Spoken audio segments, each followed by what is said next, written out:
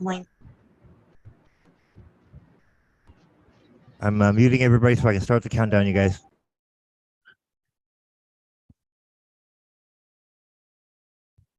Right, and then put myself in spotlight.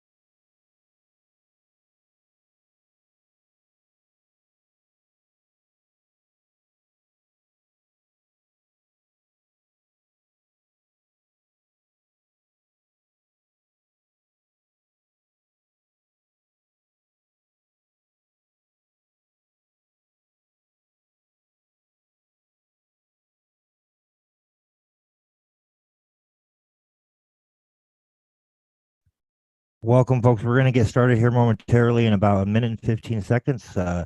This is the News for Us World special report with Dennis and Peggy Kowalczyk. Is it Kowalski, you guys? How do you pronounce it? Unmute yourselves. I don't want to mispronounce it. It's Kowalczyk. Kowalczyk. Kowalczyk. Kowalczyk. Okay, got it. So Dennis and Peggy Kowalczyk are with us, and we're going to have them share their story with what's going on with their corruption that they've been affected by, their son's been affected by, their family, those they care about, how their rights have been violated, and we're going to let them share what they have to tell and what happened to them.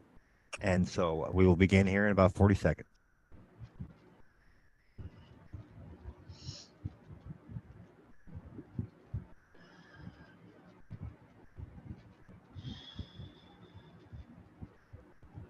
Thank you for reminding me, Crystal. I completely forgot to do my little intro thing about where we're at. We are on Rumble, Twitter, Twitch, YouTube, Facebook, and Telegram, and you can reach us on any of those platforms. We're all over the place. We have multiple we stream to. For our Facebook, it's facebook.com/newsforus.world. That's news, the number 4us.world. That's also our domain name. You can just go type that in your browser, newsforus.world itself in your URL bar, and it'll bring you to our website. And we have other, everything's in the description, folks. We have all our links to all our other media platforms there, and you can find it there, and as well as the description of today's show. So we have a good show for you today, and then we're going to start. I'm going to play your guys' promo first, and then we will go from there. How about that? Does that work? Because I want everybody to see it. Facebook was giving me issues uploading it, so I think everybody should see it because it's really good, and it emphasizes it's incredible their story pretty well. Thank you, Stephen. Mm-hmm. Give me 1 second. Let me bring it up here, and then we will begin.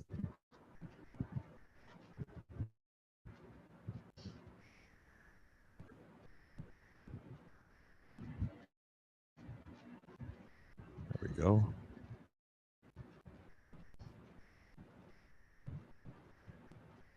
Okay, share my screen. All right.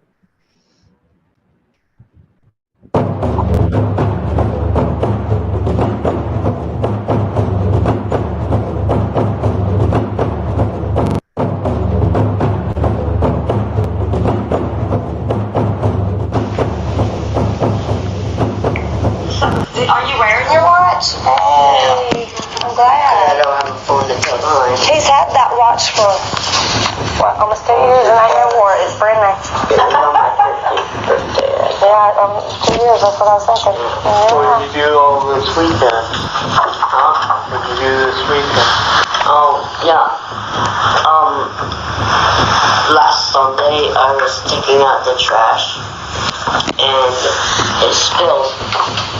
And I was cleaning it up, and I missed a spot, and Dama's daughter Lori grabs me by my back really hard and like scratches me and shoves my face to the ground, showing What? She did what, babe? showing me and saying, yelling at me, "Is this clean to you?"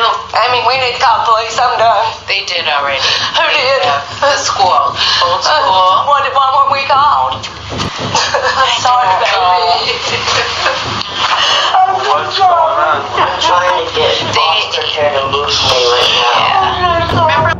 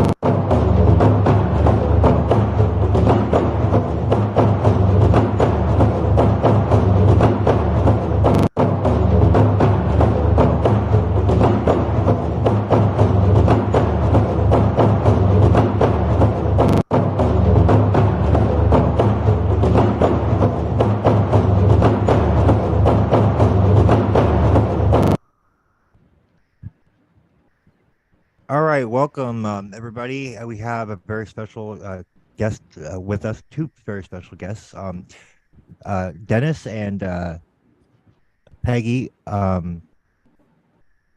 Kowalczyk, correct? Very good. Good job. All right, awesome. I'm glad. Take that very seriously how people pronounce last names, because my last name is hard to pronounce, so I get it. Mine's Not this Butch. one, but my my surname from the other side of the family, so to speak. So, anyways, well, I mean, obviously, everybody. I don't hide the fact I use a pen name, folks. So let's leave it at that. All right, why don't you begin, Dennis, and kind of give us the brief recap of a brief intro of how it all started, and go from there, and we'll segue into the middle section that you wanted to talk about, the abuse. Thanks, Stephen.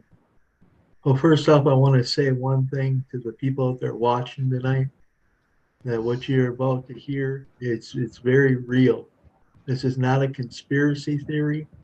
This is not disgruntled parents, and everybody is subject to what could happen to us.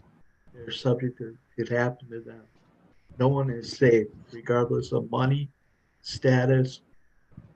It's truly real. So I'll go on and introduce our story. I'll start it. We had moved from Florida up to Wisconsin, me and my family. We were on an emergency. We were having some hard times, and we entered a veterans program up in Wisconsin that helped us temporarily with housing and getting us set up. And I was waiting on a claim because my wife and I are victims of chemical contamination on military installation. So I filed grievances, and for compensation from the government, my case was till my case had finished, we were in this program. And we have two special needs children. We have our oldest son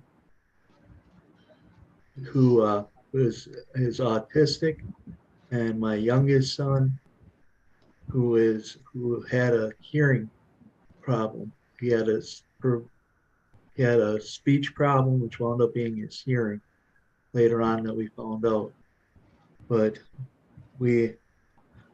from there, I'll bounce quick. We got a phone call from my wife's cousin. She was distraught. She was going to jail for 8 years for drugs. And she begged us, said that we were the last people, that's all she had was us, to take her 3 girls. So my wife and I talked about it, and we decided that we weren't going to let the kids go into foster care. We were going to take them in. So moving again quickly, we took 2 of the 3 girls in. The oldest one, give you a background on it, all 3 girls were living in a drug house when we came there. They had rakes for clothes, infested with lice. They had no shoes, and it was just a real bad situation. So we took the 2 oldest girls. The grandmother at the time was hanging on to the youngest one yet, and we wound up leaving the youngest one there, and because we didn't really have much of a choice. But we went and took the girls back up from Florida to Wisconsin and took them in. But we got up to Wisconsin and we realized, hey, we don't have any legal papers on these girls. So I went down to the local Department of Children and Family Services office, explained the situation, and the department helped us facilitate guardianships for both the girls. We went through about a year's worth of intense interviews every week with the children, them coming to our home. We were underneath like a microscope, and we got nothing but praises the whole time. And And I think it was around December of 2017, we wound up getting permanent guardianship of the two oldest girls. And in that January 1st, 2018, we got guardianship of the youngest one. We went and gone, picked her up from Florida and brought her up. Well, from there, we wound up not being able to find we survived for a year in a 2-bedroom apartment. I have Parkinson's disease and 2 autoimmune diseases. So I was electric wheelchair bound at the time. And we pulled it off for over a year's worth with kids getting to school and everything. And we got settled in as a family. And we could not find for the life of me with 5 kids housing. So we moved down to where my wife's from in northern Florida, and the opportunities down there was better. But moving ahead real quick, we were living in a temporary residence. It was an extended stay, one of the extended stay type hotels. We had everything provided for the kids. They had medical, they had all the facilities they needed. They were in school, and things had gotten a little bit, 5 kids in a hotel for a couple months, it seemed like it was years, and things got stressful. My father-in-law, mother-in-law got sick. My wife was helping them out great amounts of the day. Things just got so stressful that we wound up, me and my wife, we just had a momentary husband and wife spat when no children were around, no domestic violence. Just a regular husband and wife spat. And Like a verbal argument, right? a verbal argument. Verbal argument. And I'll say well-deserved slap in the face that I got that day. But I think I've been there before myself, so I know how yeah, I know how I'll being admit doghouse it can feel. fully. I was actually in a very stressful time period, having very difficulty with everything going on. But anyways, because I was disabled and somebody saw that we had the 5 children, they invited CPS into it. So moving ahead quickly, we got a gentleman showed up right after. My wife had left to cool things off to go to her parents' house for the night. And a gentleman showed up, and he was a social worker. He said he just happened to be in the area. And he said he didn't see any problems. About an hour or so later, a lady showed up, and she was there to look at the whole situation, she said. And she watched me and the children make dinner, watched the kids eat, talked to all the kids, saw the facility, saw me get them ready for bed. And she went outside, called her boss, came back, handed me a business card, and said, "We don't see anything wrong. It was just a husband and wife spat." She says, "Here's my card. Have your wife call me. Let me know she's okay when she comes in tomorrow." And that was it. She left. Didn't think about anything. Kind of let it go and moved on. Next morning, there was a pound at the door. My wife had just got, there was a pounding at the door. I thought it was my wife. I opened the door, and there's 2 CPS social workers and 4 police officers. And having never dealt with CPS before, everybody, you freak out. And CPS is very aggressive right away. They do it intentionally. They really aim to rattle you. That's what they had no judge's order or any warrant, but they just walked right in. And I never dealt with them before, but they started to demand to see the children. And my wife came through the door coming back from the parents' house, and they attacked her, demanding that she take a drug test. And they claimed that they saw physical symptoms of her being on drugs, and I traced it back and thought about it was no different than a person who's freaking out because there's 4 police officers in the room with 2 Right. I social mean, workers. how are you supposed to react? You never dealt with them before, But they right? demanded she take it. Yeah, they demanded she take a blood test, and Well, we they were had already freaking out. started in about my kids being residents of Wisconsin and how Mm. we couldn't have them there and how we had to take them back and see I wasn't cooperating. And that's when she started in with I looked like I was on drugs and I need to Oh, go that's a take the common test. tactic they use. Yeah. Yeah, because I told her I can take my kids wherever I want. You can't tell me to take my kids back somewhere. Which, I by was the already way, none of us ever mentioned that we came from Wisconsin. Remember this. right, Very Okay. right, important. right. It's How very they important knew to that we came from Wisconsin beyond me, but right. we didn't realize it until all the Which stuff. Yeah. But goes, when you my know, wife, with what we I can found make a out pretty good that educated guess. Wow, how that right. happened. my wife had left to go take the drug test, but in all reality, she ran to go get some help from her family. I went to my family's house. I needed help. They were I don't about to blame take my you. kids I mean, But and arrest me. what right do they have to do? Like you guys never been arrested before, never had any issues with the no, law you had your Right? Who entire even life. called them? I mean, you know, who even called them? They, you know, there wasn't no domestic violence. They didn't get arrested. I never even met the cops. They never even seen me the because I DA. left like an adult and diffused the argument, and I left and diffused it, and it never got any further than that. Well, You know what I Wow. mean? They Yeah. never even left. spoke to me. So when Never she even left, spoke to me.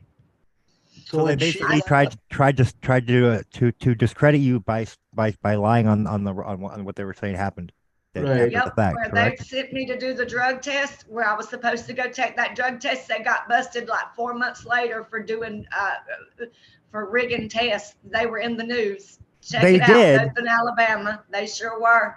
They were in the news. This lady went to prison that ran that same very place where I was Wow. supposed to go test. Yep.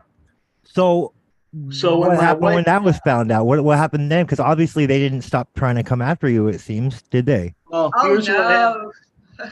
When my wife left to go supposedly get family help, the minute she walked out the door, I heard one of the social workers tell the other social worker, "Well, she just abandoned her husband and her kids." Yep. They guarded my Then- kids and wouldn't let me take them then- with me, and then said I abandoned them.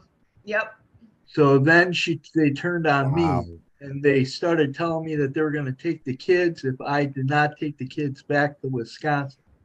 And the first thing they did was tell me that they wanted me to take 5 special needs children. One of them was a toddler age, just a baby, in my electric wheelchair cross country from Alabama to Wisconsin on my own. Right. He said my But the wife. reason they took my wife- kids is because Wow. he's too disabled. That's bullshit. And, That's yeah. bullshit. Well, they couldn't make Excuse up my language, but that's ridiculous. They yep. bounced back and forth by telling me I was too disabled to take care of the kids. And the reason was I couldn't protect them. Yep. But The anyways, reason for being Protect them there is from that I left the people all they my needed protection from are them. Yep. so when I refused to do the bus thing, they turned on me again. And they said they were going to take the kids. I had 2 hours then to find somebody to come get us, take us back to Wisconsin. Right. So So, I they made can't- Dennis text me and tell me everything was okay to stay where I'm at. They had him text me and tell me everything. My mom was there. My sisters were there. My mom got on the phone with Dennis. She's like, "What's going on, son?" He says, "Mom," he says, "keep Joe in there. Everything's okay. I got it handled." They made him tell me that. They put sitters in the room with him and my Wow. kids guards. and arranged for his brother to come pick him and my kids up and take them back to Wisconsin. Sure did. That's ridiculous. So fast moving it. My brother came and got us, and well, that's something I wanted to make a point. How they got us to have to go was they deemed our residence unfit for children. They took our residence away from us there. They said that the kids could no longer stay there because the hotel had a history of prostitution And guess what? Drugs. Sound familiar with my wife? They jumped My us. kids were enrolled in school there, and there was a bus that stopped there 30 every morning at that families. hotel and picked up 50 kids. I went downstairs after they told me that the reputation the hotel had. I said, I want a refund because I just paid $2,000 for the month to house us again till we had a house lined up. But we were on a little bit of a wait. The landlord had to get the By house. the way, get this, a house lined up where we had the social worker in Wisconsin that took all of our kids. We had her as a reference on that house that we were about to move in. We gave her as a personal reference, and she gave them a good reference for us to rent that house. Sure did. Keep that Oh, in wow. mind because that's going to fall into play in about 5 seconds here. Okay. Go ahead, continue. So anyways, I told the hotel that the district manager told me, he says, what do you mean? He says, CPS places families here all the time that need a place to stay. And at that time, he told me there's 30 families living in this place. So they made me leave my electric wheelchair, which was my only mobility to take care of the kids and provide. And they gave me a broken down push wheelchair to take back to Wisconsin. Well, I got up to Wisconsin, and this is where it falls into play. The same social worker that, like my wife said, just helped us get into a place, followed us throughout all the girls' guardianships. Went to school meetings with me and my kids. She act like she was my best friend, y'all. This woman put herself in my life and act like she loved my kids. She went to school meetings with me, IEP meetings.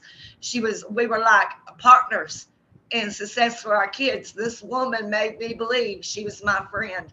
And y'all listen up, and y'all listen up good. These people are not your friend. They are not. I have no CPS history. My mama had 8 kids. She had no CPS history. Look, these people aren't your friend. Me and my husband, we don't have criminal history.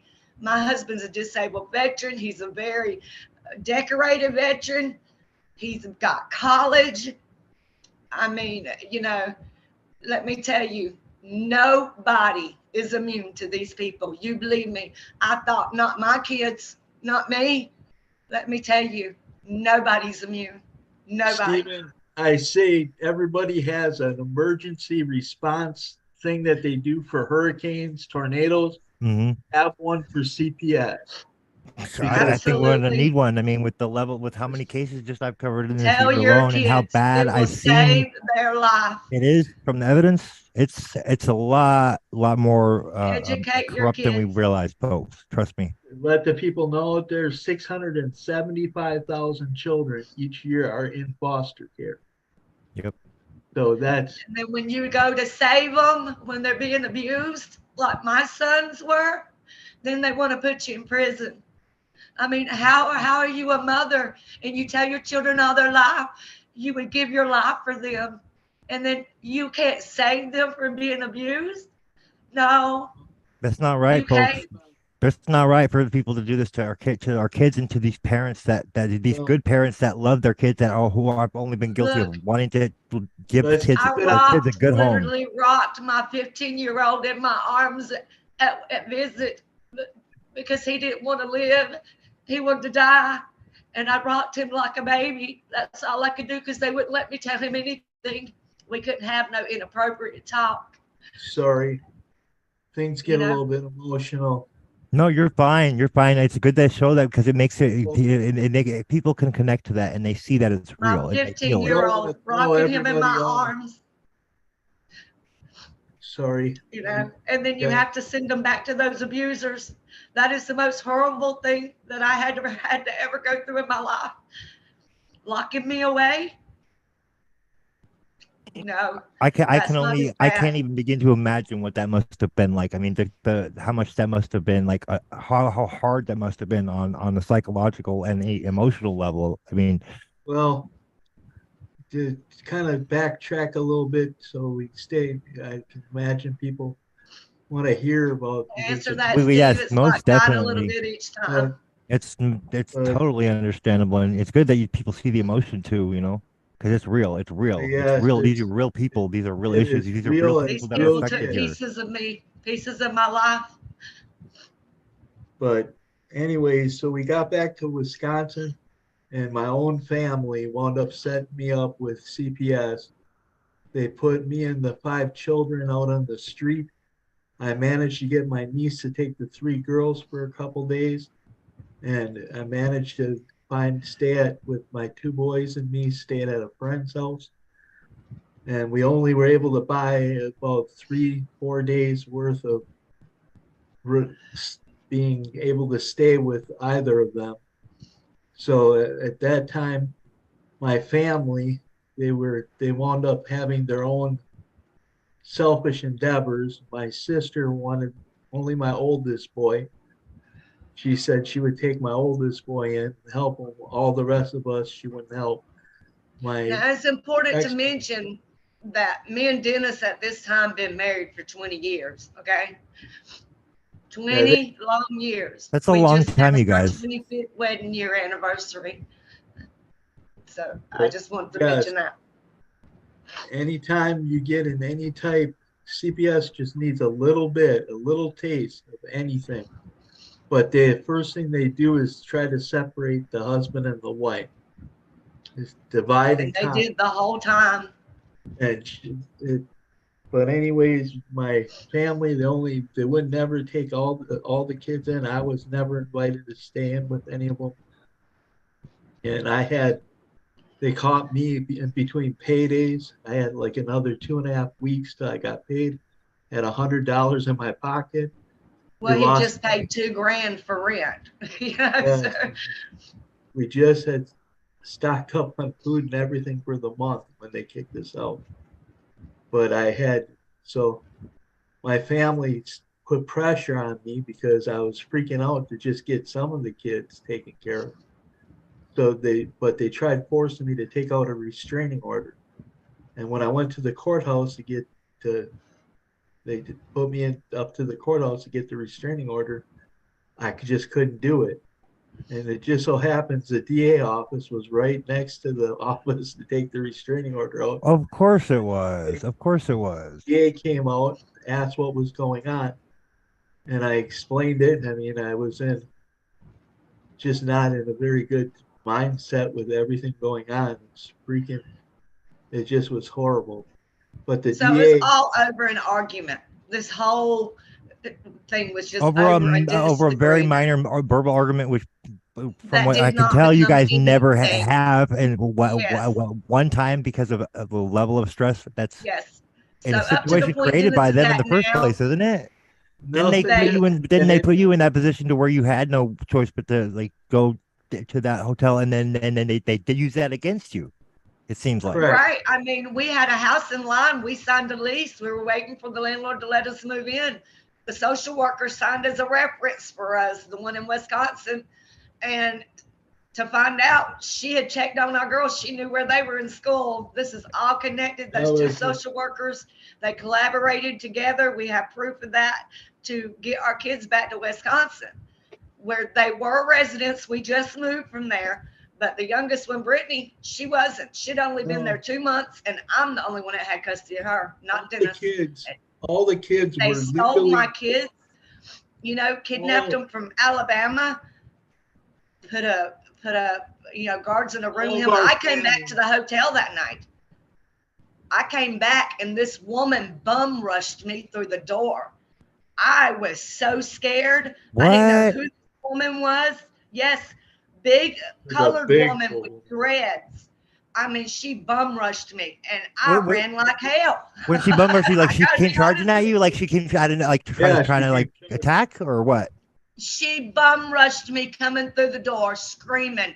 Yep, they put her there to keep me from coming back because I was so dangerous. Oh wow! So that was They scared my son to death. My son Dylan, they scared him so to death, hurrying him down the hall that he fell and busted his chin on the concrete. He needed stitches, and they didn't even take him to the doctor. That's when ridiculous. I got to Wisconsin 2 weeks later, he so could have freaking used ridiculous. stitches in that. Yep. But anyways, they made us they made me report to CPS in Waukesha, Wisconsin when I came back to Wisconsin. And I went in and I reached out to the social worker that had helped us with the guardianships because we believed that she was our friend. Well, that's who you were told to contact, yes. So I went in and she looked at everything, and that's another thing. They created a safety plan in Alabama, and plan. I've heard that with every other case that I've covered. It's always But there's check a safety this out. plan. The safety plan only had Dennis's name on it. It was supposed to have the children. Didn't have none of the kids on it. Well, I mean, that's pretty common when you're racketeering and running a criminal organization and you're being sloppy about it. I mean, that's what you would expect to see, right? I would think. Yeah, the safety plan initially, to let people know if you ever approach with the safety plan, do not sign it whatsoever, because when you sign it, you waive your right to 2 very important hearings to help you with your situation. Interesting. That's important information to know, folks. And so fast forward, basically, they separated our family, made Dennis and my children homeless up in Wisconsin, where they could 3 girls. fabricate a story. They called in and said Dennis had my kid in a wet diaper, and they feared he wouldn't feed them lunch. So they made a report. What? So they basically concocted some narrative that pretending like they were worried about something that wasn't even a concern or an So Dennis and my kids went homeless, right? Because they wouldn't allow me there. So eventually he had to let them place the girls into foster care. He couldn't take care of all of them. He was in a wheelchair. Right, and they knew that. They knew that. They knew that. Yes. That was intentional, obviously. Yes, that was very intentional. We got proof of it all. And they put them on the streets. Dennis couldn't take care of them, so he put the girls in foster care. Now, meantime, they didn't have no legal action to do this at all. They needed my permission for any of that. We both had separate guardianships for them girls. Okay, so they put them in foster care legally, number one. Then I went up there because Dennis told me to come on, Joanne. We'll just deal with this. Just come on. I can't let them take all my kids. You know what I mean? That's what they're doing. We realized they're just removing our children. Right. So I came up there the day they took the girls, and then the social worker spent 4 hours in the park with Dennis alone, and she told him, I talked to my supervisor. She said, we think you're fine. You do good with the boys. Dylan ain't doing any more than any teenager would do in any home to help out, and we're going to leave the boys. We got that report, okay? Her and her social worker both cleared it. The next day, we had to go in and talk to the social worker. So we did. Me, my 2 boys, and Dennis went and talked to her about the girls, right? And so we went in. Then we had court. She told me, she says, Joanne, take Dennis and the boys to lunch, and we'll meet at the courthouse. Now this is the dangerous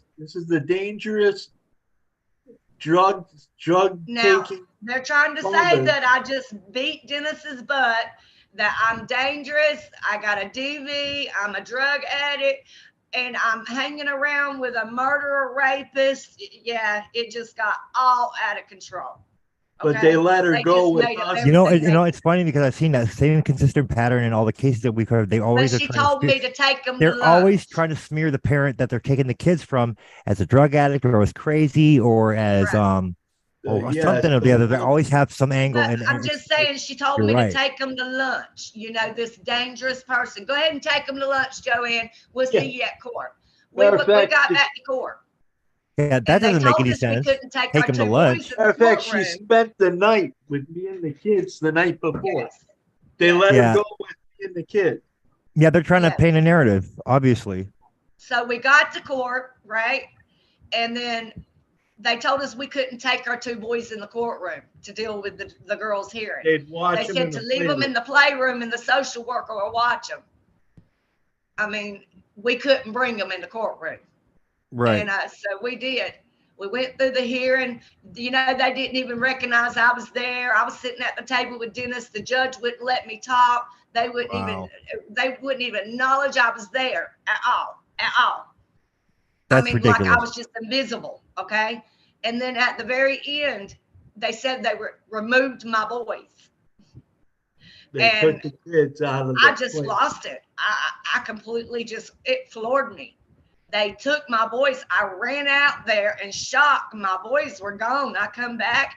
The social worker looked at me. She says, Joe, I said, where's my boys, Margaret? She says, they're gone, Joanne. I said, Margaret, where is my boys? She says, they're gone. She had about 6 cops standing behind her. Look, she know what she did. So That's just crazy. My 3-year-old and my son that has never been away from their parents at all. That is sick for them to target you guys like that. That's ridiculous. Baby. So we're gonna get into some of the abuse yes. that has occurred against their children at the behest of these people that are supposed to be looking after the kids' well-being and that are not, and clearly doing nothing to do their job. But to keep this going, which is no, we can't allow, folks. I want to make a statement. We can no longer afford to sit here and only worry about our own kids or our own families. We have to start defending other people's kids, start backing each other up, and start supporting each other. And all of us that see what's going on, if we're not speaking out, then we're no better than those complicit in covering it up. And we need to start doing something, because we're not going to have any future generations to fight for if we don't.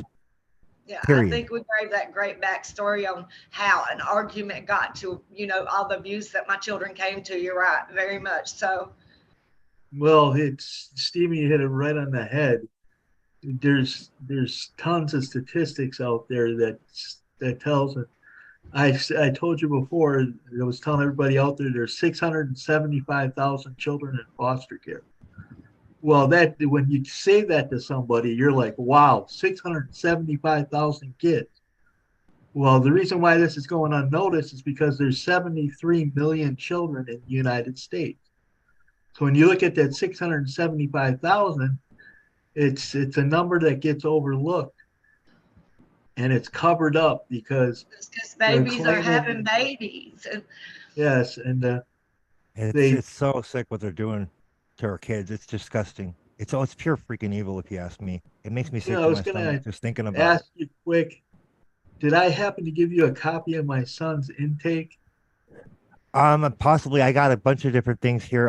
But yeah, I might. But send it to me again anyway, so I can bring it up just in case. We're gonna start off. I'm gonna do each section and have the screen reader read it, and then I'm gonna let you just give us some context for us. Okay. Gotcha. Her parent had. No, hold on. Let me redo that. Oldest son Dylan. Our son Dylan is autistic. He was diagnosed with PDD-NOS, pervasive developmental disorder not otherwise specified, by WEAP, Wisconsin Early Autism Project, in first grade and again in the last 2 years. The latest has diagnosed him with Asperger. He also has ADD, attention deficit disorder, and a severe short-term memory problem. It is believed that Dylan also has Fragile X syndrome, which is a disorder that is characterized by intellectual disabilities and developmental delays. He also has loose ligament and joint syndrome and low muscle tone. DCFS refuses to test him for it, since entering the foster care system and losing the whole family that he has ever known. He has severe depression, has become a cutter, and has anxiety problems. Never he has had been any help. Suicidal and has been hospitalized 3 times for mental health issues. Never had any mental health problems with us. Wow. Wow. That's so. He's been admitted to a mental hospital 4 times in his 5 years in care.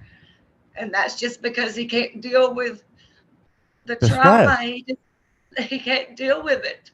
80%. It's too much. It's too much for him. It's too much for any kid. Why? Like, they're knowingly causing this damage to kids, folks.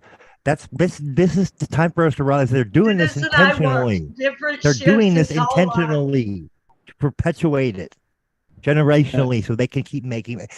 Think about it. Look up Title IV incentivization, folks. That's your homework for tonight.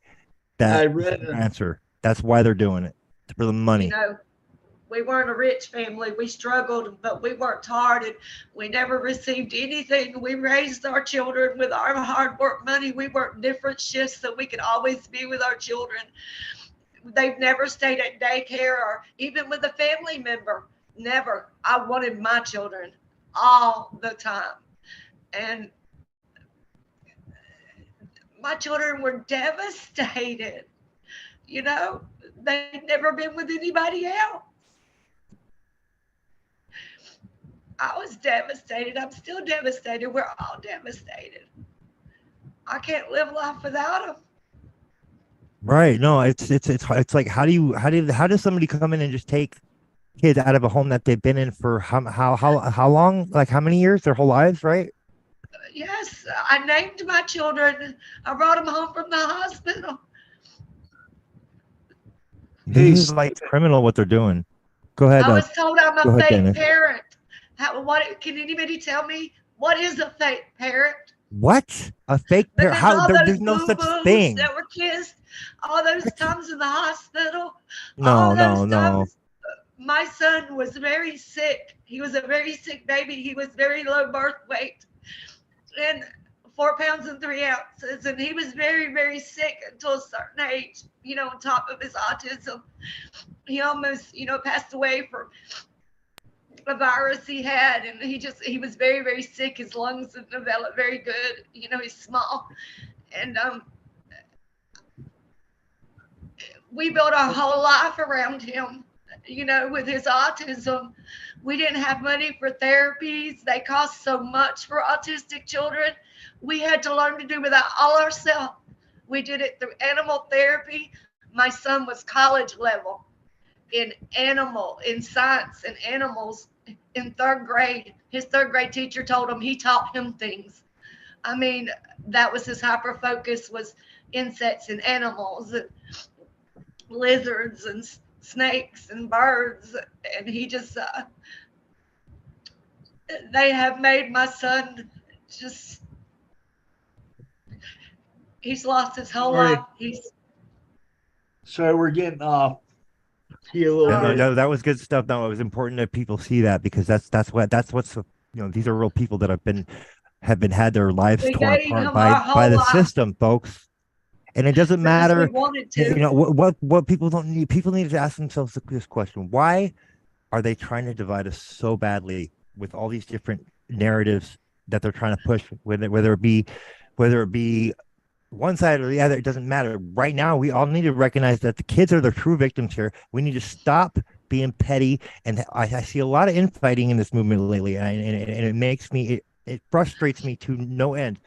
The last thing we need to be fighting about is petty, ego-based bullshit in this movement. The only thing we need to be focused about is the kids, because they're the ones that are the true victims of this. They're the ones that are really being affected by this. They're the ones that are going to be really traumatized by this in the long run, not us. They are. Absolutely. So let's get our shit together and unite. Ask my son Let's put a stop to this, me. folks. We have the power. And he told him, he says, I'm my mom's life. Well, that's what I mean to her. I mean, what kind of question is that to a child? What do you mean to your mom, Dylan? Right. He says, what do you mean I'm her life? Right. You know? And any kid that's in a loving family, like, knows that. They don't have to question that. They know it. And he didn't. And that's why they've abused him. It's because he wasn't giving up on his family. And that's why they abused him, is because Dylan stood up. He stood up and he stood up. He says no. Good. And so Dennis, to give your I wanted you to put a little input on about Dylan, what we just had the screen reader read about that first paragraph, and then we'll go on to the to Noah. Shall we? Well, I was getting ready to. There's something I wanted. Yeah, go for it. Whatever you want to talk about, go for it. It's your guys' story, so it's your call. Well, it's when kids. This tells you what I'm about to show or tell you about is these. The CPS already knows, the system already knows the damages that they're able to cause. This is, like you said, it's predetermined, because let me see if I just had it up. I should have just kept it. That's all right. Go ahead and grab it again if you can, and we'll We'll go ahead and do that. And so that's a great idea, Crystal. If you want to go ahead and do that, we could totally have a call in line if you're able to handle that from your end temporarily. I do have to go make my mother dinner here for just a minute, but I'm gonna give the host the admin over to Crystal for just a moment while I go do that, and I will be back, and then we'll get into some of the evidence and a little bit more. Yes, we want you to feed Mama dinner. I'm gonna feed my mama dinner. Gotta feed my mama dinner. Can't keep her waiting.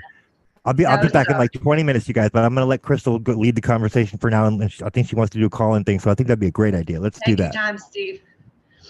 Crystal, I'm gonna make you host so you can share a screen if you need to for anything. All right, until I get back. All right. Yes.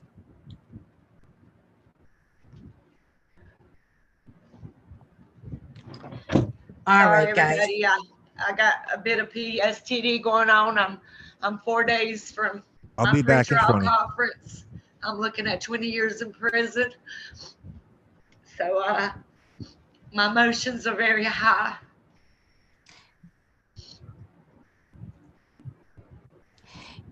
Yes. So if anyone would like to reach out for Peggy or Dennis, you can contact me.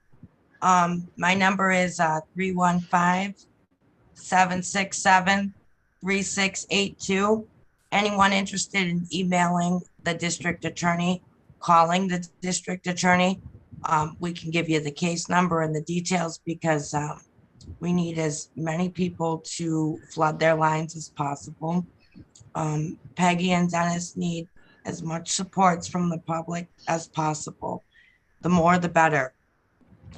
So anyone who is interested in attending the court virtually, we've been advertising. I've been helping advertise. This is something that, you know, we all should do together. And we're working on getting the story out there in more and more places. And I just ask that everybody please share this out with all your friends, tag 100 friends, share it in groups, share it and please get the word out, because the awareness is what's going to help. You know, the help of the public is how she's going to get justice here. And that's what we need to do. Right. As of right now, can you guys hear me okay? Yeah. Okay. Yeah, I wasn't sure if it was clear enough. We can't see you though. Oh, okay. I will let me see where it is. There we go. Yeah, it's because he muted us earlier. Yeah, so that's what happened. I couldn't figure it out. I'm not really familiar with this Zoom other than on the phone. So well, hey there, beautiful. Thank you. I'm getting familiar with this. Dennis and Peggy are one of many. As they were telling you earlier, the numbers are high. And for the past 2 years, I've been dealing with, I can't even keep track of how many families. And, you know, and they're all similar. They all have the evidence to prove their innocence. And, you know, who do you go to when there's no oversight? Who do you go to when the people in these positions are not doing their jobs? They're not following their oath of office. They're not serving and protecting. Yeah. They are abusing. They're all similar because it's all for one purpose, and that's green. That's money. Yes. Free. Because they are a criminal enterprise. That is all for one purpose. That's why they're so similar. And the people are, you know, coming out and speaking out like everywhere. It's, you know, and it's like, you know, that's good and all, but we need to do more. Like, you know, I mean, yes, absolutely. But, you know, it's getting out there, Crystal. People are speaking up and people are having to listen, because it's more and more. It's just so outrageous right now. I don't understand why somebody's not doing something yet, but I'm sure they are. I'm sure it took a long time to get all this done, and I'm sure it's going to take a long time to undo it. Well, now there's a lawmaker in Illinois that's working on changing the laws and calling other states to, you know, change laws for the better. But, you know, and then there's DeSantis in Florida, who's really cracking down on the foster care system and, you know, trying, like, people are, you know, little things here and there, more and more bust, but it's just not enough yet. That it's not even a small fraction of the pie, you know? But yes, everybody needs to come together here. And right now, we really need the supports and we need to get this out there.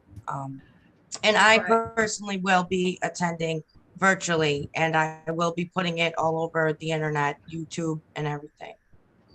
Right. But I'm you know, Well, just that short clip, that was one of the first times that my son had ever been abused in foster care. And that's just nicking the you know, the tip of the things that's happened to him in the last 5 years, you know. What, Dennis? Go ahead. Sorry.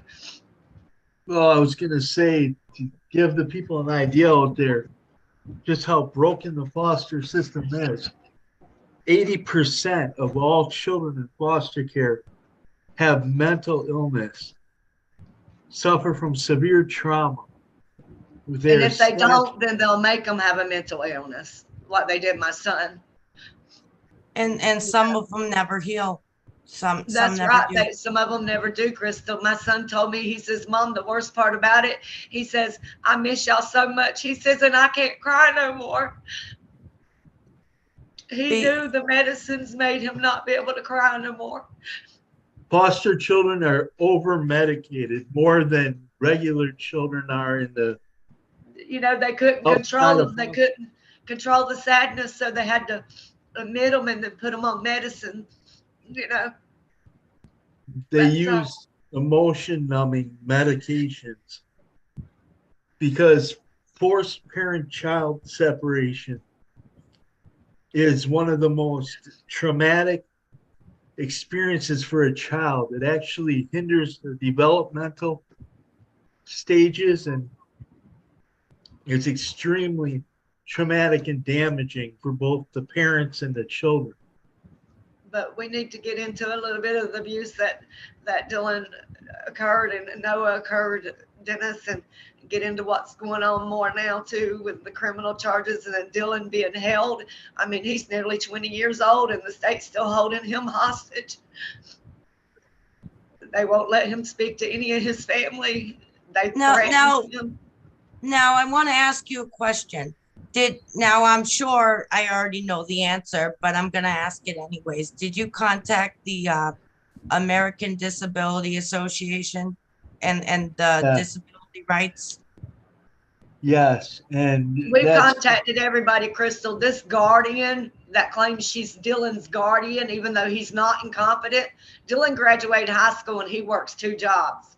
I don't think a judge in this world can make him incompetent working 2 jobs and graduating high school, right?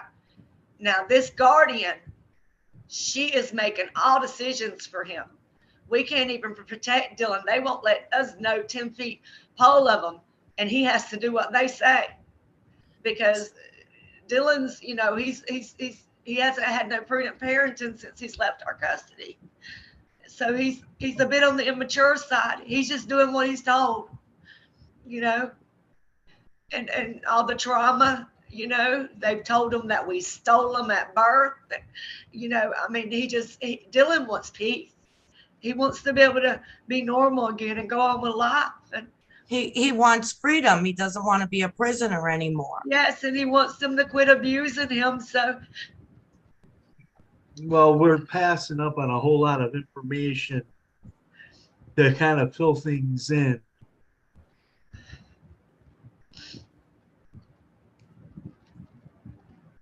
Joanne, do you want to give yourself a moment and let him say what he wanted to say? Okay, go ahead, Dan. Thank you, Crystal. You're welcome. Well, when our kids went into foster care, our 3 oldest girls, the 3 girls and our oldest son got placed together, but they placed our youngest away from all his family. We didn't get to see our youngest son for about a month and a half after he went into the system. And he was, from day one, they took him away from everything he ever known. And the foster mother was actually calling me because I used to sing I put him to sleep every night by singing to him a couple songs. So he was acting out so severe, the foster mother didn't know what to do. So she called me, and nightly I had to sing for him to fall asleep. But it's to give the audience an idea, the it's called the American, it's an association. They have guidelines for children that are 3 years old and younger that are being taken into the foster system, placed in the foster system. Is it the ADA? That's what I was thinking. Thank you. They have an actual, American Disability Association, is that it? No, it's the legal association. But they recognize that children that are being brought into the system 3 years old and younger suffer the most trauma because of the separation from the maternal bond. Yes. And there's guidelines within like the first 2 weeks of being placed in foster care. And if any of this happens to anybody out there, stand up for those rights if your child's 3 years old and younger, because the first 2 weeks, the child is supposed to have 3 or 4 daily contacts with the parents, regardless of what the children were taken from the parents for. This is to ensure that the child does not suffer. Like I had said before, children will suffer actual damage to their brains and to their developmental stages from this separate forced parent-child separation. But the whole thing that they have in place, it entitles that child to make sure that that child's supposed to gradually get used to being separated from the parent, at least be able to handle it. But yes, it's an awful thing. From day one, the separation from a parent and a child, the parents automatically and the child automatically starts suffering from post-traumatic stress syndrome. Yes, and the parents get that, the children get that, and it's very common. In fact, 90% of people suffer from that. Yes. But our oldest son was the first to suffer from abuse in the foster system. He was placed with a woman in a second foster home. He was placed with a woman that had a severe stroke, and she was unable to drive or take care of her place. Her oldest daughter lived beneath her house to take care of her. She had a caregiver herself. Okay, all right. So they were placed with somebody that was actually had more than mobility issues. They needed someone to care for them because they're not able to. Right. Yep, they didn't renew her foster license because they didn't get her cleared from her stroke. Okay, well, that's a problem. And see, oh, that's absolutely a big problem. That's a problem because if you suffered a stroke, you know, you're not like, for example, I'm not going to say names, but there was a woman who suffered a stroke and, you know, she was left alone and something very bad happened because there was no one there to watch her, you know, and a fire broke out and, you know, so people that suffered strokes suffer, you know, not only neurological issues, but mobility issues. And you know, it's unsafe. You're a hazard to yourself, let alone another soul. Yeah, at first You it know, was small things, like Dylan would tell us that Donna would give him moldy bread on his sandwiches, and she'd be like, I ate mine, you got to eat yours. He's like, I'm not going to eat this, it's moldy. She's like, I ate mine, you're going to, just things like that. And he couldn't drink the milk because it was for cooking. Well, so we started getting him groceries and sending them home with them at visits, because no, he's not going to eat moldy bread, and he can have milk, and so we started getting that, just little things. And then it ended up, she tried to give him her medications, every one of her medications. wow. She was on blood pressure, heart medicines, stroke medicines. Look, there was like 7 different medicines. She told Dylan before he went to school, she says, you take these. Well, luckily, I'm the mother that don't even take Tylenol, okay? I'm not a medicine taker, never have been. My children aren't. Well, it's a good thing they knew not to touch it. They knew better. You damn right he did. You taught He them told to her, stay out of it. He says, I'm not taking that. That's not my medicine. She says, yes, it is. You're taking it. He said, no, I'm not. So thank God. Thank God what you taught him stuck with him. Thank You're God for that. Right. Thank God. So he that is came good. and told us. That's good parenting right there. It stayed with them. So you know, all the good things that you and came and told us. So we got on it. You know what I mean? Well, we got an email admitting they tried to cover that up. We got an email where they tried to cover it up, and another social worker told on them. It's ridiculous. And then the next time was the tattoo heard where her daughter physically abused him. And that was probably one of the worst days of my life. Now, did they ever do an investigation on this lady? Did no, they inspect her Dylan home? never seen the police. They said they called the police, but they did not. They told her she couldn't come back to the house until they investigated it. They never investigated it. They never called the police. And she was back there less than a week. And guess what? They made my son go to a movie, accept her apology, and go to a movie with her alone. With the person that physically assaulted. So she just assaulted. They made him go to a movie, accept her apology.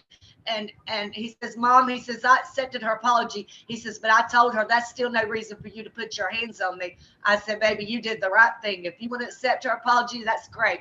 But you did right by telling her that's no excuse to put your hands. See, now I've taught Dylan to stand up for himself, and that's been his worst enemy through foster care, because they don't like it when these kids stand up for themselves.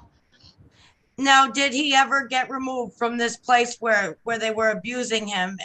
No, he stayed there 9 months, and that's not the worst of it. He was watching a TV program. And, so they have this documented that the foster mother tried to force meds down, force him to take medication. Yes, I have it documented. Yes, I got the whole shit. I got it all on paper. Yeah, and they never did anything with your written complaint. Never done anything. He was watching TV one day. He loves animals. Is this lady still a foster parent? I'm pretty sure she probably is. I'm not sure. But her name is Donna Kramer. From and where is Waterford, Wisconsin. Yep. And let me tell you, the next time he was watching TV, my son is an animal. That's his hyper focus is animals. Okay, everybody knows autistic children. And his animals was his life. And they still are. And so this somebody was abusing an animal on TV, and he says, "You bastard!" She slapped him upside the back of the head and says, "Don't you ever speak like that again, or you get out." Well, yeah, I agree. My son said a naughty word, but you don't slap him upside the back of the head. Well, we come to find out later on that he was physically hit on a daily basis. Yes, but anyway, the next time Dylan was trying to help her in the kitchen, he asked her if she needed any help to cook supper, because he always got to help me. And she told him to get out and bend over. And she beat my son in the back with a hardback book. And she told him to bend over. And he says, Mom, he says, the first blow hit me to the floor. He says, I counted every blow she hit me with. And I think he told me she hit him like 20 times in the back with that book. And then he reported that before he was removed from that home, he was being hit on a daily basis with books. This woman was out of her mind at this point, but we were complaining so much that they stopped us from seeing them. So, and then they moved them 3 hours away, and they told my son that he would never see us again. That's what they do. 50% of people that report the abuse, they try to cut They off. told us that they were trying to get visits, and it was hard to get visits up there. They were trying to get them for us, what the worker told us. 2 weeks passed. I hadn't heard from my son. She hadn't got visits set up, nothing. We went to his school and we brought him a book bag of goodies he likes and comic books and animal magazines, and we brought him money, and we brought him a cell phone because he was being assaulted in that home he was in. He told us, he says, she told me I'd never see you again. So why? She told us she was setting up visits. She told my son he'd never see us again. He was a special needs child, and they placed him in a bad behavioral group home. Yep, they placed him in a bad boy home. Dylan never had bad boy behaviors. Dylan's, you know what? We've never had truancy in school. He's never been sent to the principal's office. Now, he was bullied as a child. Dylan was small, and he was severely bullied as a child in school. But he never has bullied nobody. He was a victim of bullying himself. Yeah, they don't inspect the homes to assure that they're proper and habitable and safe, and they don't assure the safety. You know, it's really terrible. They just send them wherever without any knowledge. Well, at the time we were seeing a psychiatrist with Dylan. We had psychofamily therapy with Dylan every week with his psychiatrist. And she deemed Dylan very suicidal, runaway risk, in danger. He was being abused severely in his home. She emailed the social workers after our visit that day, and she tagged us and in the email. She tagged us so we could see she was doing her part, as she called it. And she told them that they got to help Dylan, that he is in dire need of help. He's been severely abused. And they told her, we know Dylan's in trouble. We ain't got no place to put him. We got to figure out how to keep him safe in this home where they're physically abusing him, is what the social worker said. I have it all in writing. Safe emotionally and physically. Had to find a way. They were going to try to figure out how to keep him safe in that home, that same home. The next thing we knew, they moved Dylan 3 hours away. And they cut off all contact with his family. And because we went to the school and we didn't have no contacts, we didn't have no injunctions. We seen him twice a week. We went to the school where they moved him to give him that stuff. Then they turned around and slapped an injunction on us and told us we could never see our kid again until he was 18. Now, are any of the kids out still in school that are still in care, or are they all out of school now? No, all my kids are still in school except for Dylan graduated this past year, and Addie, she's 18, but she dropped out of school. She's living in Milwaukee, basically on the streets. They let her run the streets how she wanted, how she pleased. She's ran away from foster care many times. I tried to keep her safe. I've called and I've told her where she was at. Hey, Steven? Yes. I sent you an email quick. Would you be able to look? Yes, I will. She was running with, all the wrong people, putting herself in danger, sex traffickers. Oh, okay, I got you. I see exactly what you're talking about. Yeah, this is the intake paper you were talking about. Yeah, I did get it before, but yeah, I know the one you're talking about. Yes, don't seem to be concerned for her safety. Here, Crystal, I'm gonna reclaim host real quick. Yeah, she turned 18, Crystal, and they just said, you can go ahead and leave. You're 18. Can we make it a little bit bigger? Yeah, I'm working on it. Just the buttons are down here, and my Zoom toolbar was blocking it. Okay,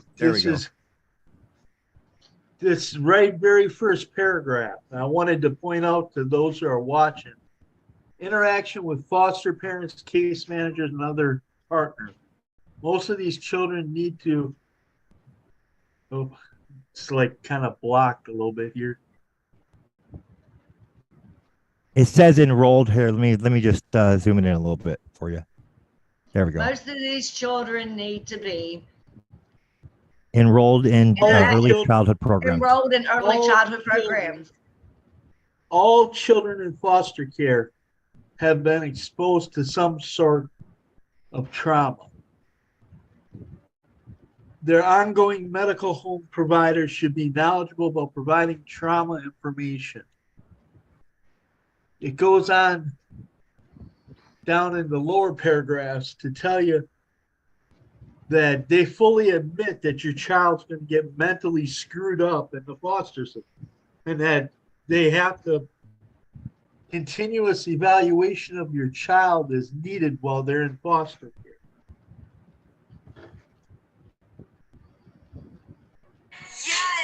I got to highlight. I see that right here. Here. Oh, it's not. It's a PDF. It's not going to let me highlight it here unless I do edit the PDF. But I can read it off if you like. So plan, orders placed this encounter, procedures. What chlamydia to trachomitis DNA? What is that? What are these procedures? Would you explain? No, they tested our children for sexually transmitted diseases Interesting. What? on an intake physical. Weird. That's really weird. Okay. That's Orders placed. chlamydia and gonorrhea. What? Well, yeah, they got to try to find something. You Yeah, know? well, that's what they're trying to do. Yeah, I mean, I've seen this tactic in every single case we've covered pretty much, with Just no like they exceptions. said, I did $6,000 a month So- in drugs, every drug in the world, $6,000. They put a number on it. They said I did $6,000 a month in drugs. That's You know, just his whole income. Which was It's like these And, because they're acting under color of law. They're just people have to keep in mind there's color of law is illegal law, Yeah, and they these told me I courts had are to not go to acting ADA under the bounds of the counseling in the Constitution at beginning. all. In the beginning, when they first took my kids, they told me I had to go to ADA counseling. I done sure did. I went my butt up there, and in intake, they ask you, what's your choice of drug if you're addicted? I said, nothing. I said, I would have to lie. She's like, what? And I said, I'm not addicted to anything. I don't do drugs, but they're telling me I got to do this ADA counseling because I'm on drugs. Yeah, Well, she because put according me to in her them, you house. are, but that's because they're engineering a narrative to case fix. yeah, So they She can took keep me in her getting the office. She Title called IV the funding. social workers. She's Children like, I in got foster Peggy sitting care. right here. And she says she don't do drugs. And they said, well, we got to tell you something. We got to talk to you. We want to What meet part with were you talking about, Dennis, that you wanted me to show? Real quick. the one that's highlighted. That part right here. Okay, gotcha. Children in foster. Go ahead. Go ahead. No, you can go if it's up to you. I didn't want to. It means your guys' story. So if you want to read it, you can. I wanted to point out to the people watching, children in foster care are at an increased risk of developmental, social, emotional, and mental health issues and should receive standardized screenings at multiple points throughout their time in foster care to detect concerns that may require further evaluation. So they freely admit your kids are going to get mentally screwed up going into foster care, and that they're to monitor the amount of trauma and damage that they're doing throughout their time in foster care.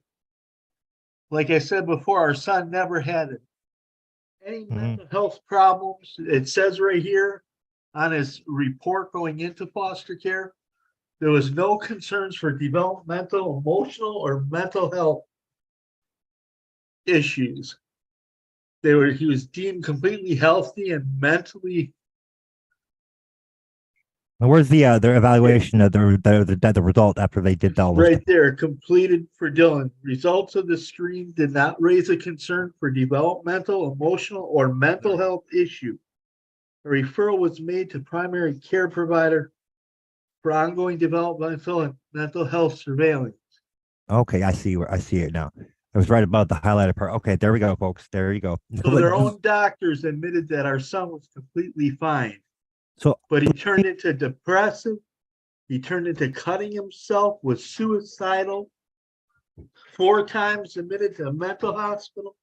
Can I show this the document with that's dated 11/28/2018, the one that's redacted that has the name the blacked out on some of the highlighted? Yes. I think that's important that we show this for context, folks, for what happened to their kid, to their children. This has affected like pretty much all of your kids to some degree, but mostly Dylan, right? This one was, man, this one just has it up on top. It talks about the worker. Can you guys see it okay? Stress, yes. This is from when you go to visitations, they have a person that takes notes the whole visitation, and their notes for this night says it filmed the blackouts because his name, they redacted these files. So redacted. He was a minor at the time, right? Is that being the reason? Correct. Okay. How old is he right now? He's now 19 and a half. Okay, gotcha. All right, go ahead, continue. But it said he was expressing fear, stress, anger regarding his foster care situation. Mom and dad are concerned for his lack of, I can't see what's on it. It's hygiene. Lack of hygiene and potential malnutrition. He has expressed concern with his foster family for months and seemed very afraid and nervous. This was the night, 2 nights after he was physically assaulted for the first time.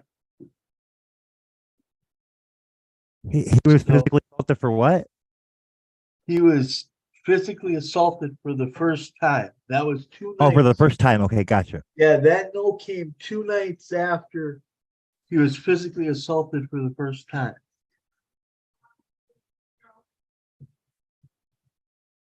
All right, I'm gonna switch to gallery. Go ahead. His heart was beating out of his chest. He was panicking. He was pacing, which autistic individuals, one of the coping mechanisms for autistic individuals to handle severe trauma is they pace. Pacing is a natural coping mechanism to handle severe trauma in children. Oh yeah, absolutely. I used to do that, like rock back and forth as a kid. When I would be really stressed out. I can confirm that myself. Yes. Yeah, they'd tell Dylan to get out in the yard and pace. They bullied him. It's important to know that your children, when they have special needs, there's a growing amount of children out there that are being grabbed with special needs, and it's increasing by the year. Well, it's important for people to know our son was very high functioning autism. He was very fortunate. He had both of his parents there that implemented and really studied how to give him therapies and do all this properly. And he was very fortunate because he's very smart. And we call his autism because that's the best part of Dylan. To me, that was the best part of him, was his autism. And he's very high functioning. And they got him believing he's disabled. He's not disabled. He has disabilities, but he worked very hard his whole life not to let that disable him. And they got him disabled. Yeah, that's ridiculous. That's bullshit. My son was going to try to go empower to him, and they take that from him. That's not okay. Yes, that is not okay. Hard. He worked hard to learn those behaviors. To learn how to behave and what was acceptable, and he worked very, very hard. And he was going to go to college, and not a lot of autistic children get to go to college, but my son's he was going to get to do all that, and they took that from him. He's now working washing dishes. Not that I'm beyond that. I've washed dishes my whole life. I've cleaned hotel rooms, whatever it takes. But I worked way too hard, and my son worked way too hard for him to be working in a kitchen washing dishes. He's brilliant. He was college level in animal science in 3rd grade. Are you kidding me? what a waste, you know?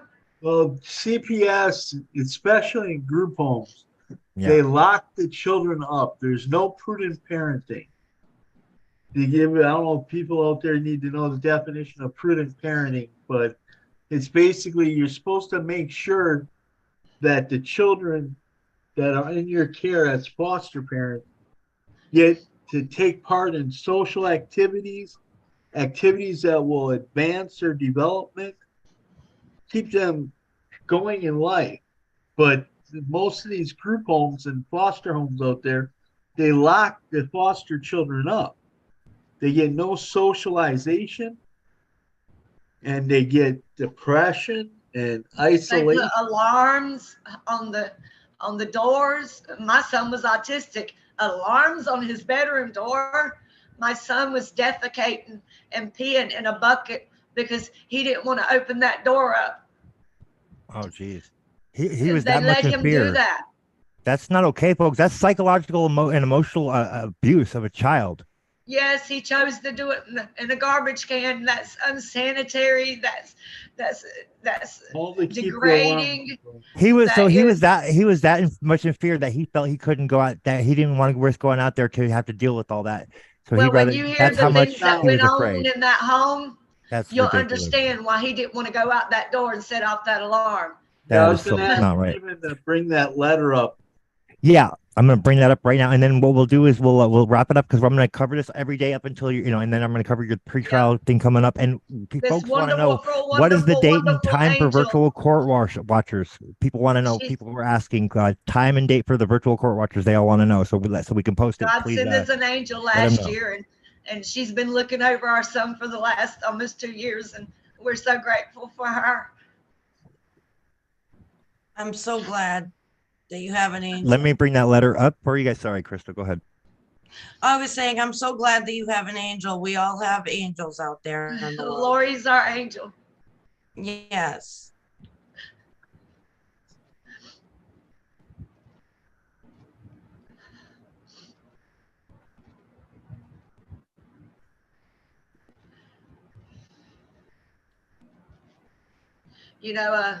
Lori, she reported Dylan's abuse over the last 2 years.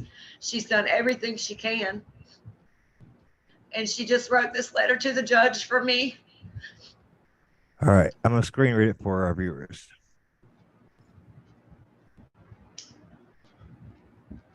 FW, Iris. Wait, no, hold on 1 second.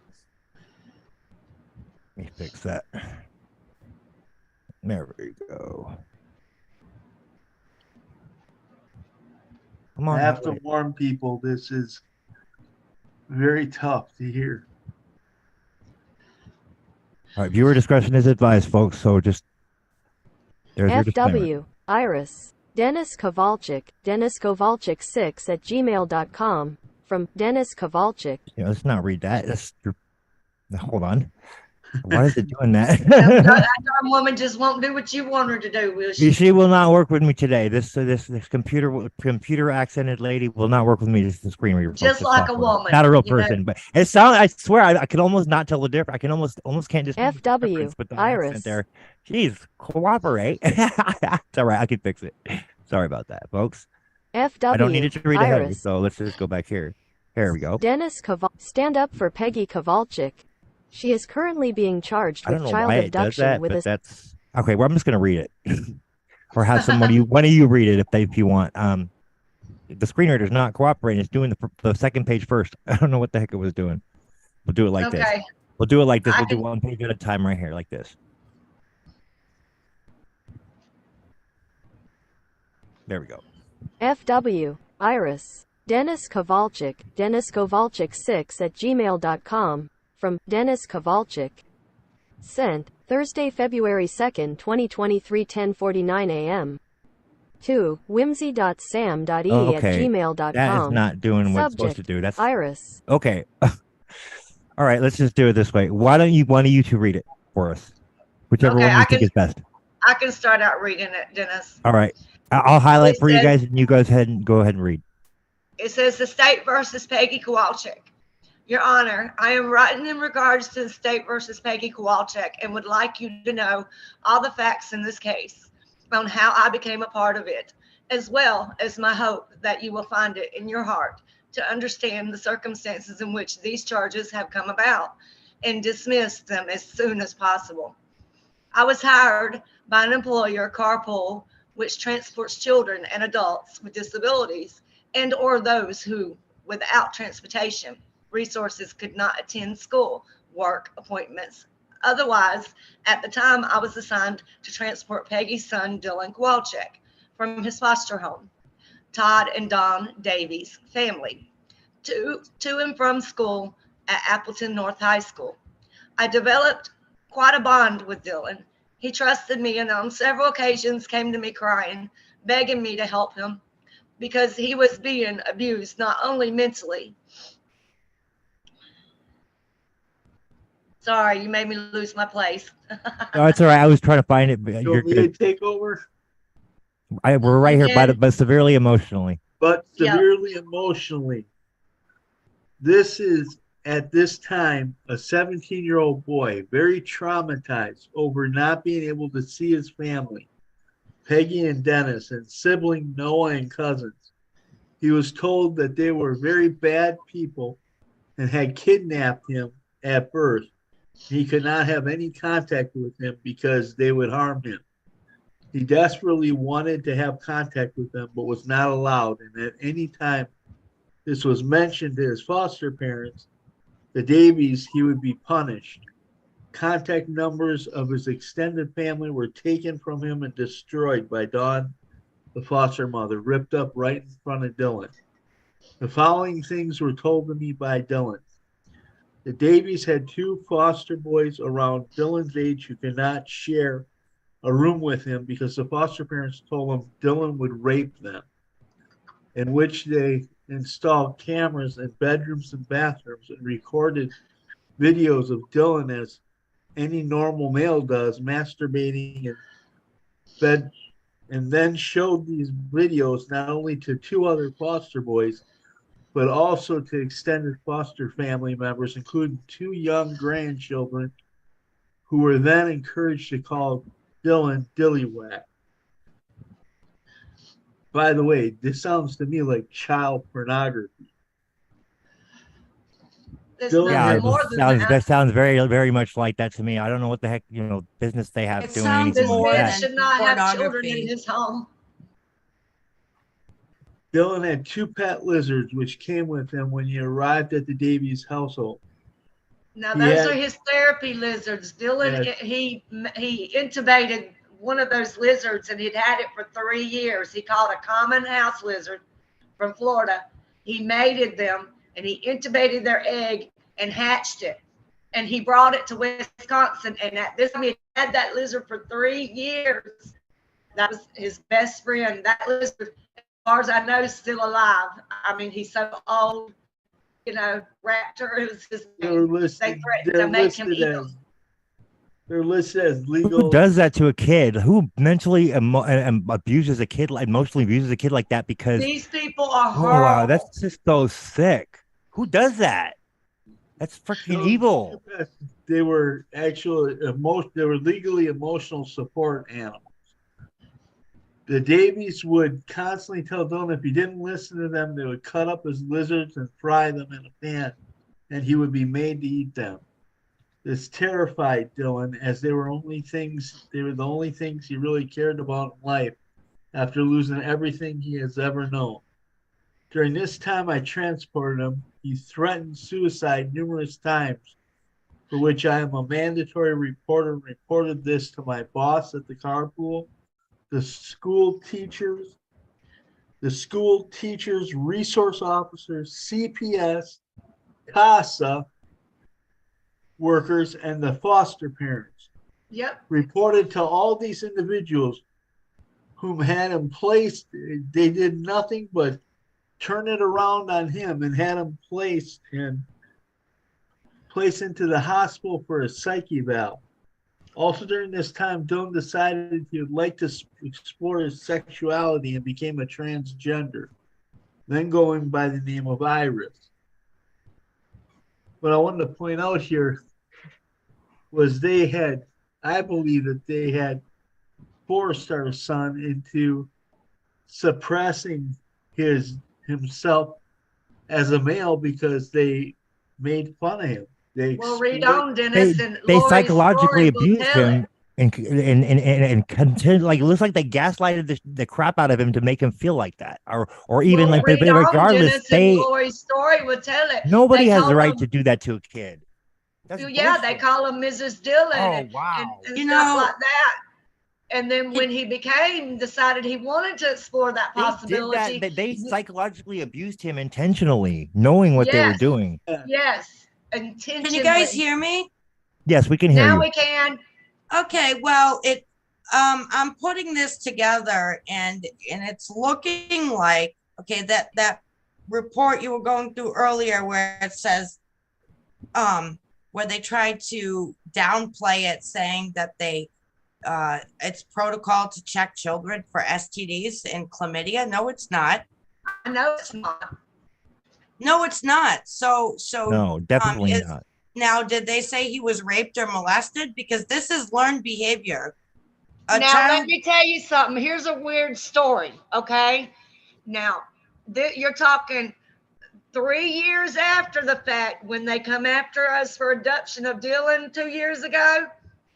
For some reason, after they arrested us, the CPS worker in Wisconsin went to the police department and made a report that Dylan had been molested in our care. Now, at this time, Dylan had not been in our care for 3 years.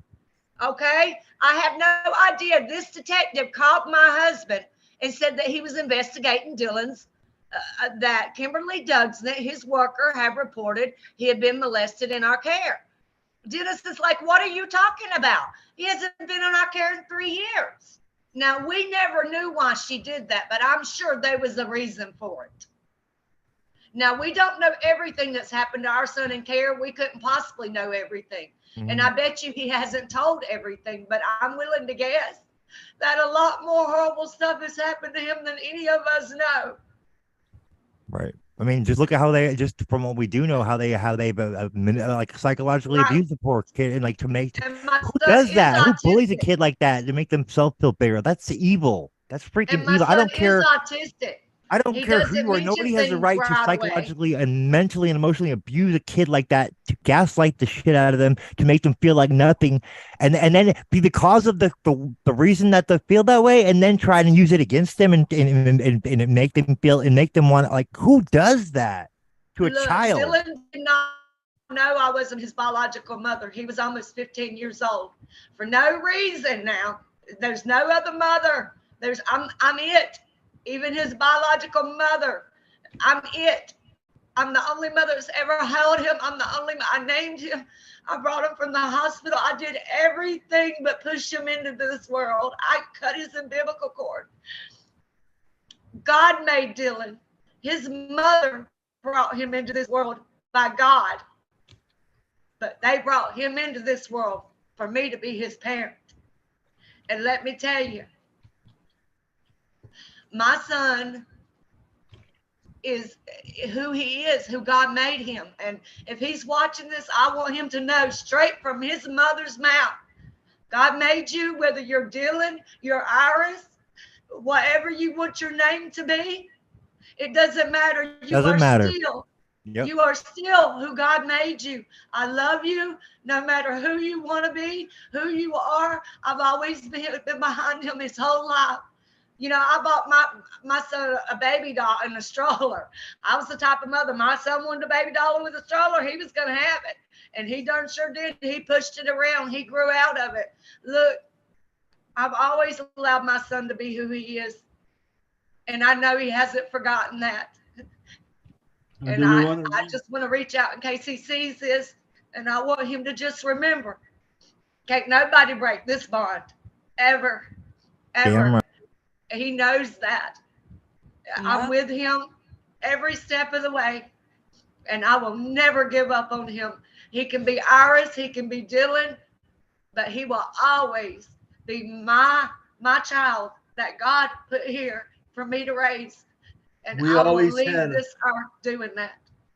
we always had a saying that we would say to him every night at bed, "You're special, valued, and loved," and that is the truth about you. That's all that matters. All they need to know is that they're loved, Yes, and that they're valued, and that That's why he's so that's all messed you up. need. Is because Dylan had a great life. He knew he was loved, and that's why he's so messed up, so traumatized. He needs to know that if he wants to run away and go home to his real family, he can, because yes, they'll convince him otherwise, but there's nothing they can do to him if he He's an runs adult. home. He's an adult. Well, he shouldn't have to run away. He should shouldn't be able have to to. walk You're out right. the door. That, But they won't let him. They told him they were going to kick him out. Yep. well, they did that to me when I was in the system, and I told them, you can't keep me here. I'm going home, and I did. Well, he doesn't have a way, Crystal. They tore up every number. They won't let him have no contact with his family. And you got to realize he's 1,000 miles away from my family. This is up in Wisconsin from Dennis's, family. And he has no way. If he runs away, then he's on the streets, and he has no money, no number, no cell phone. They have literally kept him prisoner of war. Yeah, He so can't go nowhere. They told him, we're going to prison, and they will kick him out if he contacts any of his family.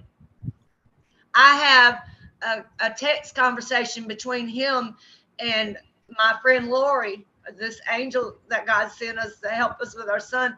There's text conversations between him and her saying that they told him that if he talked to his family, they'd kick him out in the street. So my son is trying to struggle. He's been told that we kidnapped him at birth. He's been told we're bad people. He knows we're not, but he's being told we're going to prison. And he's got to have a place to live. He don't have nobody. This They're is what straight they gaslighting do. him to keep him in fear. They're trying to turn him against you guys, and that's what they do. They try to turn the kids and the parents against one another. Yeah. They've locked him up.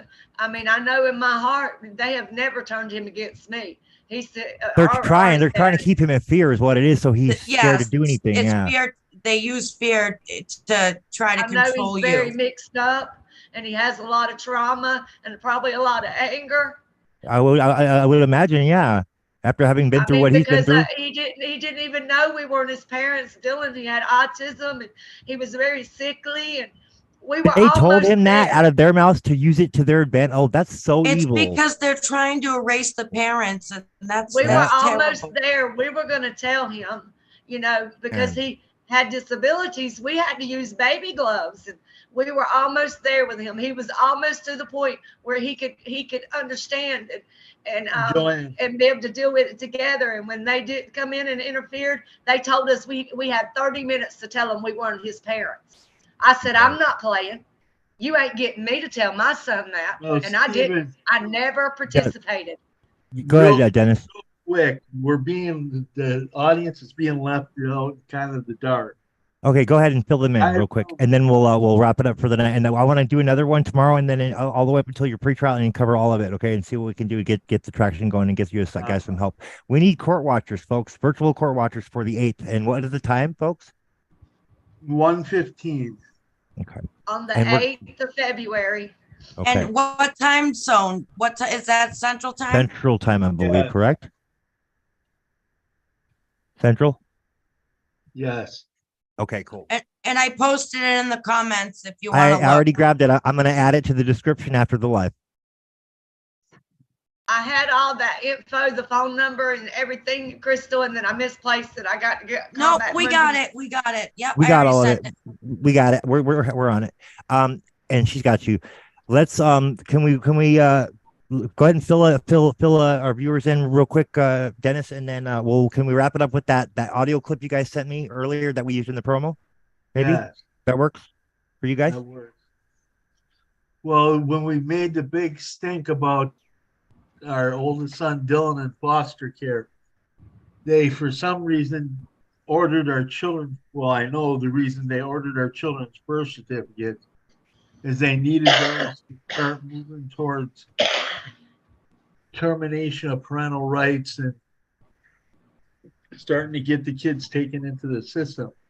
But Well, they couldn't prove abuse, right? Because there was none. They didn't have any evidence. All they had was accusations with nothing to Right. back it up. But that's how So they the operate. easiest in thing to those do color was of law attack our courts. kids' birth certificates, right?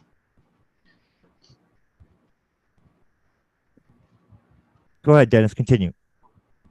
So, anyways, through a process that we won't get into, I had signed a paternity acknowledgement paper stating that I was told by the birth mother that I was his biological father. So I signed a paternity acknowledgement form. We had care and custody paperwork from the birth mother for Dylan. We had all the legal stuff counted. The Except Department of Children and Family Services did a home study. They let us, we did paperwork to leave the hospital with Dylan at birth. So, but when they got in the birth certificate, I wound up not being on my oldest son's birth certificate. Even though I signed a paternity acknowledgement, which is supposed to be like being on the birth certificate, it's a legal enforceable document. Right. Well, the courts ignored all the paperwork and made our son a ward of the state, claimed that we had no parental interest in him. Now, guys, remember, there's no other parent or no other family member or nobody else that was trying to fight for my child. They did this just to make him a ward of the state. They did it because we were complaining. They did it out of retaliation to get control. Yes. They completely locked us out of anything. We were not allowed to have any. We were not allowed to have any private information about him anymore. We were just some individuals in his life, and they were going to grant us like 15, 20 minutes a week to be in his life. So that's kind of ridiculous. That's kind of really catching up. That's how they got control of the situation of our children's abuse. That was their end to easily do away with the problem. But I'll let it sit there until we have another show. Yes, and what we'll do is we'll read page 2 of that letter tomorrow's show to start off with that, and then we'll go. And I'm gonna play the audio you guys provided that I put in the promo.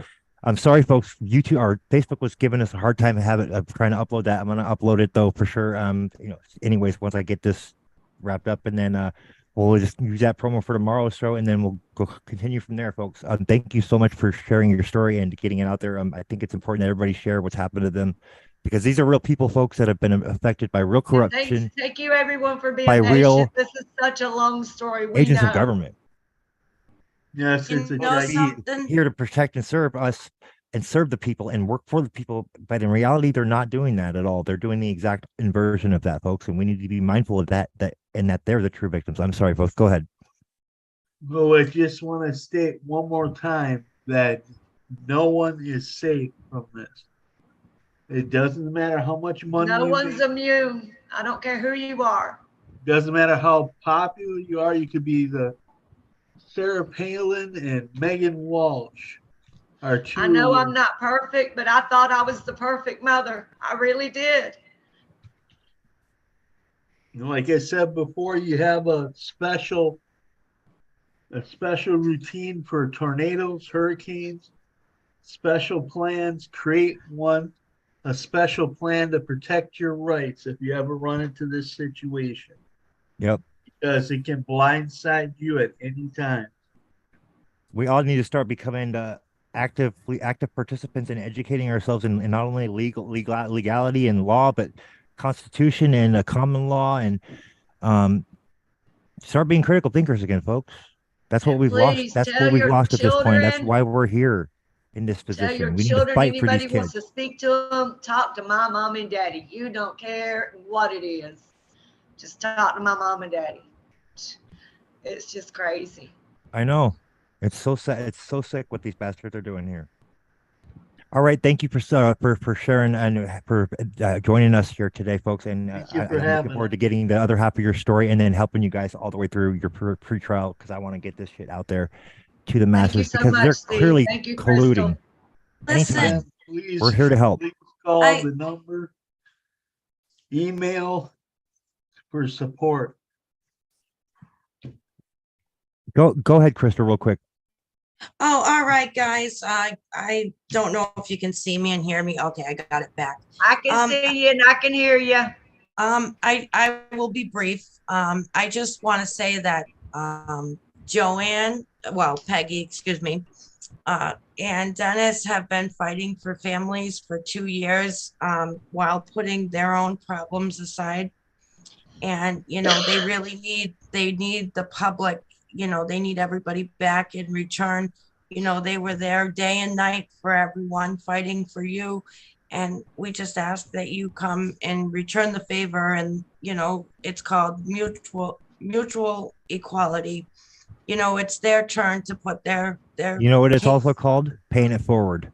on the front, right, on the front burner. Well, It's it's your also time. called, you guys saved our lives by letting us help with your cases so we didn't have to think about ours. You know, we Right, couldn't do nothing but you- about ours, And but you we can say, help other people. well, you know, you did, and you've educated the world, a lot of people. You dedicated yourself day and night, and now it's, you know, the universe's turn to help you guys and pay it forward to you. And we're all gonna Come on, work hard. universe. Yeah, we're gonna work very hard, and we got, you know, myself and Steve and Krista Harris and a long list of people that are gonna be there to support you guys. And we just guys ask are that everybody great. share this out and support Dennis and Peggy. And Yes. and I just want to say that I'm here, and you know, I know what it's like to be taken from my family, and I know what it's like to be, you know, feel like you lost everything, and it's like you went to a funeral again, you know. I feel your pain. Absolutely. Yes, and I just want you to know that we're all here working hard. Stephen put it best. We need to educate and unite. That is right. Absolutely. We the people, of the people, for the people. Yes, exactly. We the people. Let's play that audio clip and then we'll wrap it up tonight, you guys.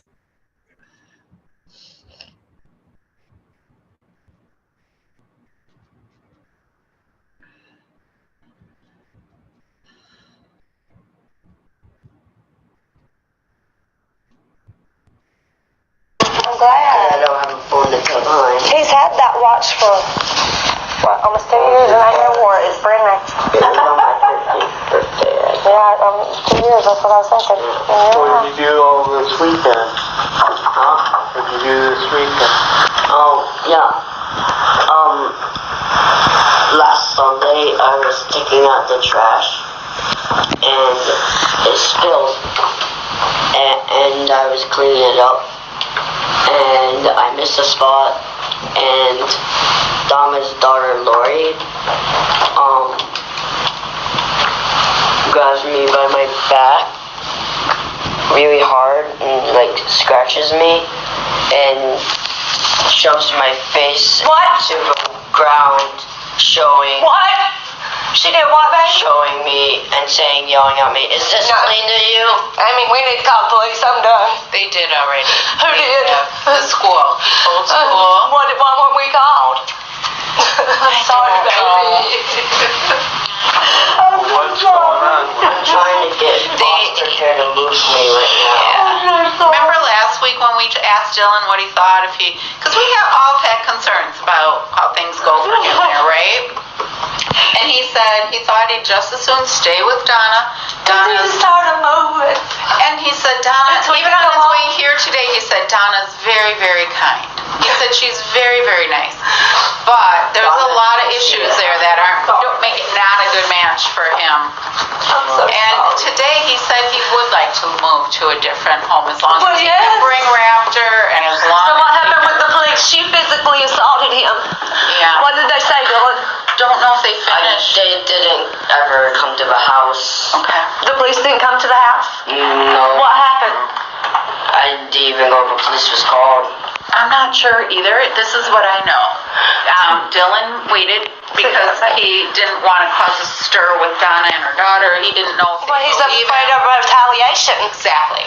So he waited till he got to school Yeah, and I'm Monday. afraid that because they'll leave Lori over me because she's an adult. No, honey, you tell it loud. I don't care who they believe. You never hold nothing. I don't care how scared you are. Look at me. You go find a neighbor. You did good by going to the school. Yep, okay? he sure did. You did real good. I'm proud of you. You did. Okay? So Dylan, why didn't you Dylan, say you know. Don't nobody lay their hands on you like that. Yeah, I know. Dylan? So there you have it, folks. That's just one of many audio clips that of what these bastards have done to their kids, their lives, and these bastards are tearing families' lives apart, folks. This is not an overreaction or hyperbole. This is going on. I've seen the paper trail. I've seen the money trail, and it ties into CPS, family court corrupt, the family courts, the foster care system, the Department of Health and Human Services, the DOD, the DOJ. It even ties into the school boards, folks. Okay, This and is that's terrible. what we need to realize. This is terrible. They're failing to protect the children. Very terrible. This is happening every day. People need to speak up about it. Absolutely, it's the only way we're going to get this problem solved once and for all. We need to unite. We can't afford to be divided, folks. Why is there so much division? Why is everybody so? Why can't we just set aside all of our petty differences for one freaking minute to save these freaking kids, folks? Are we that deluded and that egotistical that we can't even take a little bit of our time to do that for them? They do not Because the discriminate. evil's taking over. They're taking God out of our schools. They're taking God out of our country. They're taking God from our kids. They're taking God out of everything. They're robbing them of their connection with their creativity and their connection to their spirituality or whatever, that we as humans seem to have that higher, whether it be faith or whether it be science or whatever. It doesn't matter. It's all the same thing, folks. Imagine it's all about this. aspiring to be a better version of yourself, and they robbed him of that, folks. They're robbing him of that. An autistic boy that was college level in science animal taught his third grade teacher things. Washing dishes out of school. What? He could have had college. He could have had a career. He's brilliant. Everything. It's bullshit what they've done to him. And they've done it to a lot of kids, folks. It's not a fringe mind. The percentages are off the charts, folks. And the funding for these programs is incentivized. It's incentivized, meaning they make more money when more kids are in the system. Don't you think that's a little bit of a conflict of interest for corruption? Because that's what's going on. 5 people, when your kids enter foster care, 5 people start making money off your kid. I think it averages out to be $8,000 a day per kid, and then if they're disabled, it's even more. Yes, Yeah. absolutely. Yep. I could be wrong. I could be off, but I think that's the numbers.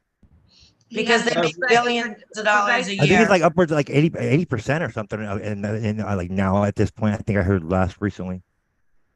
It's pretty bad. It's pretty bad. And like 80% that are not that don't need to be there. Every 2 minutes, a child is taken into foster care. Look, ain't this crazy?